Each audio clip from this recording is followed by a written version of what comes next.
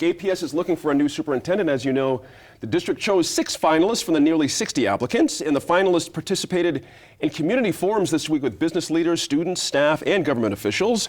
Local media reported that the APS board will make a final selection by this weekend.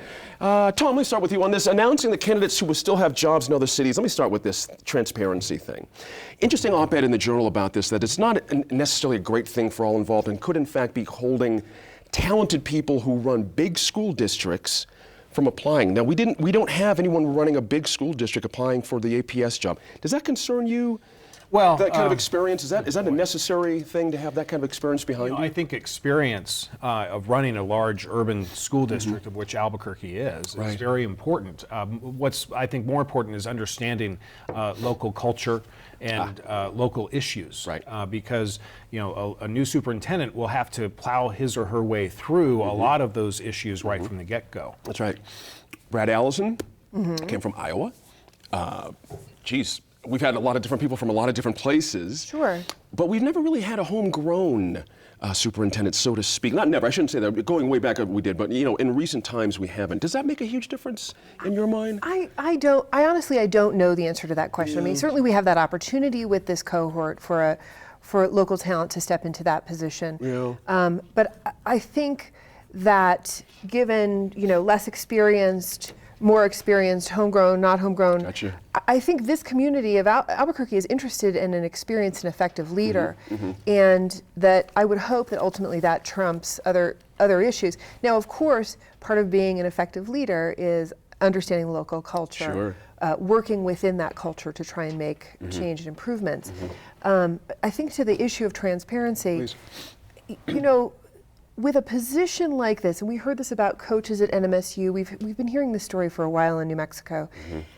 For a position like this one, you kind of have to expect that people at those high levels will be recruited, they will be going on interviews, that the top talent will be attracted to other positions.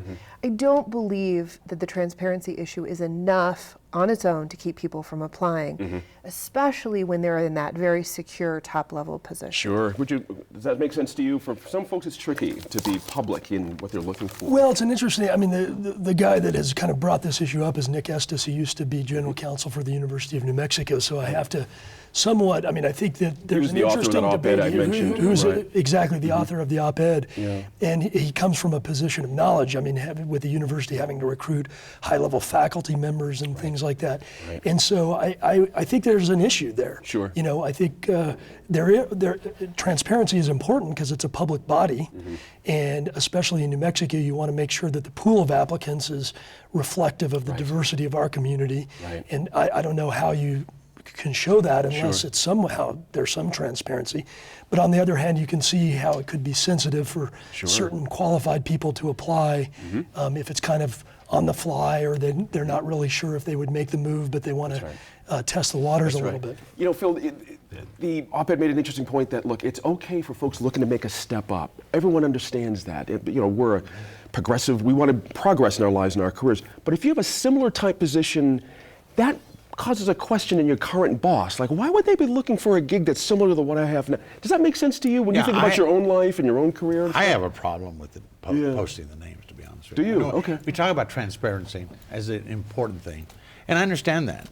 But if you're looking at when we have not one person from a large metro school coming into this district, the question is why? And I think that has a lot to do with the fact that people aren't going to want to put their name out there. And do the downsides outweigh the good stuff for APS and for the public? That's the real balance, I guess that's the real balance. But the fact is, I really believe that we would have more people that would be applying if their names weren't being posted. On the topic of transparency. Absolutely. Because I didn't have a chance to weigh on this particular aspect. The transparency is a non-issue, and here's the reason why. Is because the school board is only tasked with 3 things: setting policy, setting budget, and hiring a superintendent.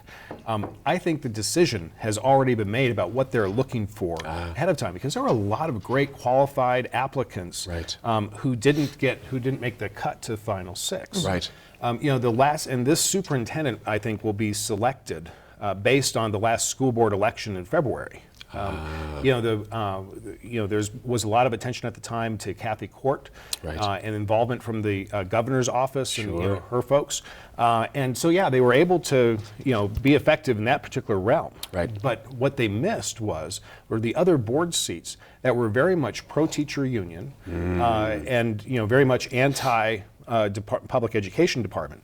So, that really is where the next search for the superintendent is going to be taking place, is with the board, which is very favorable to folks who know New Mexico. And so, I think that, with the two candidates from New Mexico, I would tend to bet that they tend to be some of the front runners, as opposed to those who are outside of New Mexico from urban districts with some great experience, by the way. So I think it's going to be very fascinating to see just how much the February election impacts the hiring of a new superintendent. Interesting angle. I like that a bunch. Would you, staying with you for the last second, are you okay with transparency for the finalists and then the 40 or 60 being, do you know what I mean? Is there a difference there? If people believe that, by getting the first round and seeing who applies, if you can keep that secret, I'm okay with that. But, once you get to the final rounds, sure, let's see everybody. Yeah, absolutely. Up next, the debate over the future of the San Juan Generating Station.